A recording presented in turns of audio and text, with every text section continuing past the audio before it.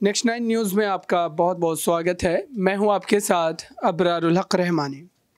उत्तर प्रदेश में अब एक बार फिर से अखिलेश यादव कहीं ना कहीं अपनी मजबूती को उभारने की कोशिश कर रहे हैं और इसी कड़ी में जिस तरीके से लगातार इस वक्त ना चुनाव होते हुए भी वो प्रदेश के हर कोने कोने का दौरा कर रहे हैं और पार्टी की मजबूती को परख रहे हैं कि अब वाकई ब्लॉक स्तर पर पार्टी मजबूत है, क्या पार्टी के कार्यकर्ता गांव-गांव तक पहुंचे हैं। ये तमाम चीज़ों को जांचने परखने का काम उनके द्वारा किया जा रहा है। हालांकि इस वक्त कहा यह जा रहा है कि परिवार की एकजुटता की वजह से शिवपाल यादव जिस तरीके से समाजवादी पार्टी में शामिल हुए, पार्टी का विलय करवाया, ये कई अहम कड़ी है जिसकी वजह से माना यह जा रहा है कि शिवपाल यादव के आने के बाद अखिलेश यादव को एक बड़ी मजबूती मिली है राजनीतिक तौर पर। और ख़ास तौर से ये बात की जाए कि जितना ज़्यादा समय शिवपाल यादव ने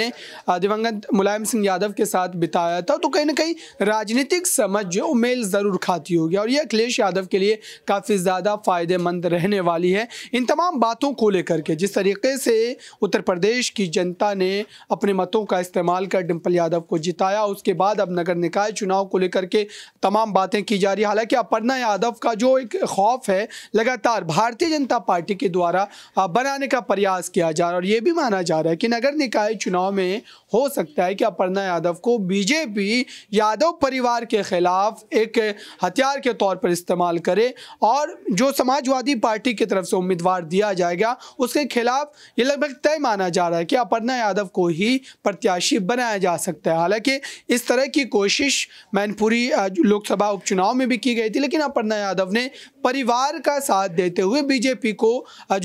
ना कर दिया था और इसी बात से एक तरीके से अंदाज़ा ये लगाया जा रहा है कि बीजेपी अब उनका इस्तेमाल वो कर सकती है। तो इन्हीं तमाम बातों पर न्यूज़ रूम में बैठे हुए सहयोगियों से जानने की कोशिश करेंगे और जानकारी इकट्ठा करने की कोशिश करेंगे और आप तक पहुंचाने की भी कोशिश रहेगी कि जो न्यूज़ रूम में सहयोगी है उनकी क्या राय है और वाकई क्या ये जो तमाम बातें देखने को सुनने को मिल रही है उसमें कोई दम है या फिर इस तरीके की बातें कहीं ना कहीं राजनीतिक आप कह सकते हैं कि हालात को अपने पक्ष में बनाने के लिए दे जाते हैं और हकीकत से उसका कोई वास्ता नज़र नहीं आता है। तो शिवपाल यादव को लेकर के अगर ये समझने की कोशिश करें कि शिवपाल यादव के समाजवादी पार्टी में आने के बाद अखिलेश यादव राजनीतिक रूप से कितने मजबूत नजर आ रहे हैं। जाहिर सी बात है, शिवपाल यादव पार्टी का एक ऐसा चेहरा रहे हैं, 6 बार वह विधायक रहे और नेताजी के नेतृत्व में जिस तरीके से उनके फैसले देखने को मिले थे वो काबिल तारीफ रहे, क्योंकि ये कहा जाता है कि नेताजी बेशक यहाँ पर पर्दे के आगे नजर आए, समाजवादी पार्टी के वह संरक्षक रहे, इसको स्थापित किया था, मुख्यमंत्री भी रहे उत्तर प्रदेश के 3 बार, लेकिन शिवपाल यादव ने यहाँ पर पर्दे के पीछे रहकर भूमिका निभाई है।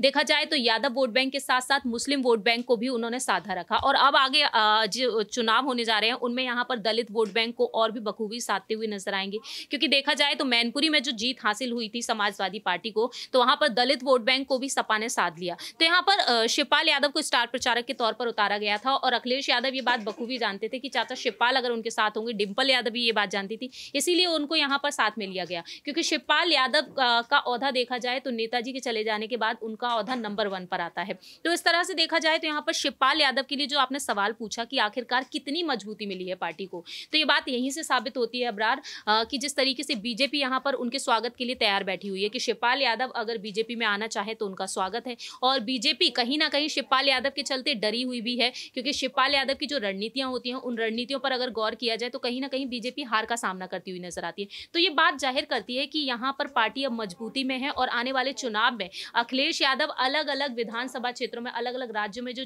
चुनाव होने को जा रहे हैं उसके लिए भी वह आगे बढ़ते हुए नजर आ रहे हैं।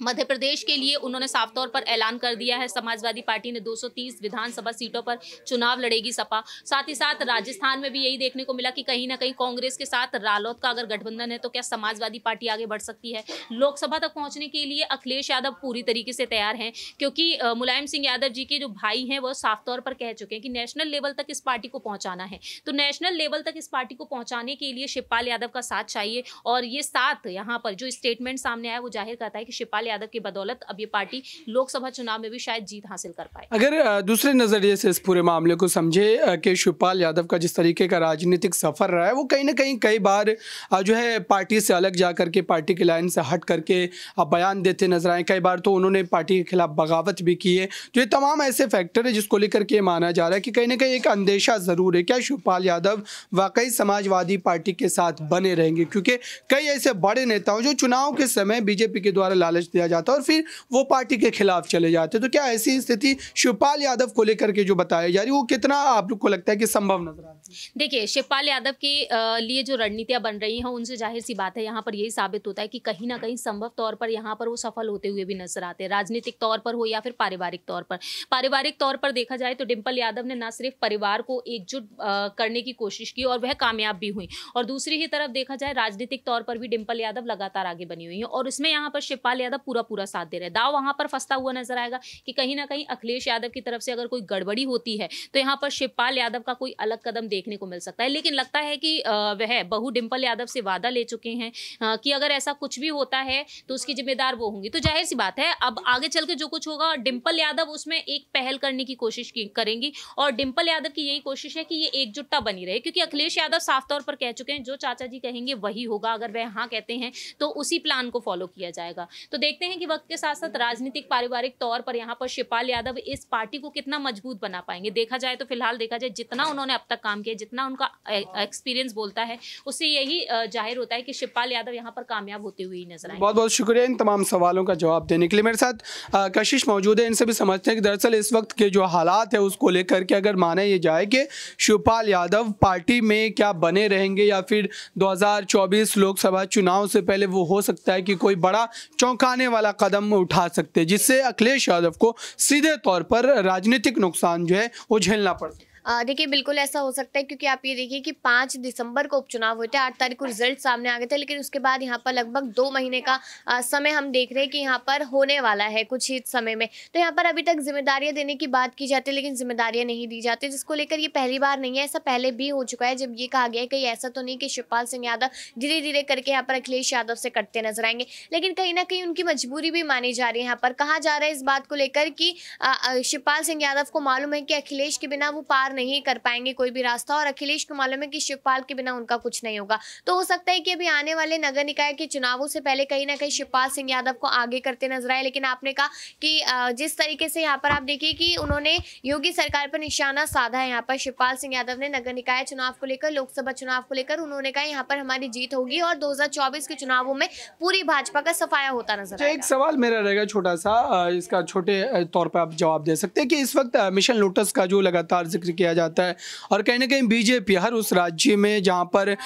जो क्या विपक्षी दलों की सरकार है या फिर ये कह ले कि जो विपक्षी दल काफ़ी ज़्यादा मजबूत है उनमें से कई नेताओं को तोड़ने की कोशिश की जाती है और शिवपाल यादव एक बड़ा आप कह सकते हैं कि मोहरा माना जा रहा है। तो मिशन लोटस के अगर इससे देखा जाए तो क्या शिवपाल यादव को बीजेपी कोई बड़ा जो है पद देने का लालच दे सकती है और हो सकता है कि वो इस तरीके के जाल में फंसे और फिर अखिलेश यादव के खिलाफ चले जाए? इन तमाम बातों पर आपकी क्या राय? देखिए ऐसा शायद बिल्कुल हो सकता है, क्योंकि पूरे तरीके से नहीं कहा जा सकता, क्योंकि वो समय सबको याद है जब शिवपाल सिंह यादव पे पूरे कयास लगाए जा रहे थे कि वो बीजेपी में जाएंगे। कयास नंबर 2 यहाँ पर लगी कि वो आजम के साथ अलग पार्टी बनाएंगे, लेकिन ऐसा कुछ नहीं हुआ। ये हुआ कि नेताजी का निधन हो गया और उस पर शिवपाल ने जैसे तैसे करके कुछ भी मानकर यहाँ पर विलय कर लिया अपनी पार्टी का। तो हो सकता है कि 2024 के चुनावों को देखते हुए यहाँ पर लालच उन्हें दिया जाए और उसके बाद यहाँ पर वो बीजेपी के पक्ष में कोई कदम उठा ले। फिर बहुत बहुत शुक्रिया इन तमाम सवालों का जवाब देने के लिए। तो ये कुल आप कह सकते हैं कि उत्तर प्रदेश की सियासत के हालात थे जो हम तमाम सहयोगियों से बात करके आप तक पहुंचाने की कोशिश की।